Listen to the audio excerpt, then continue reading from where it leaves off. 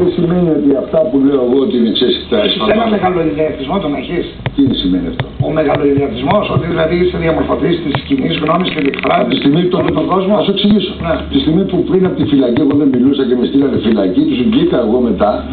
Λέω εσείς με στείλατε, κάτσε να σας στείλω εγώ τώρα, γιατί έχω την ευχέρεια λόγου, να λέω αυτά που θέλω. Τώρα όμως μπορεί ο κόσμος και να σε πάμε στο τηλεφωνικό κέντρο ή να σου στείλουν τα αυτά με το, πώς το λένε, το ίντερνετ και να μην συμφωνεί. Αυτές είναι οι θέσεις μου. Εγώ δεν μιλάω, ξέρεις, ούτε με εμπάθεια.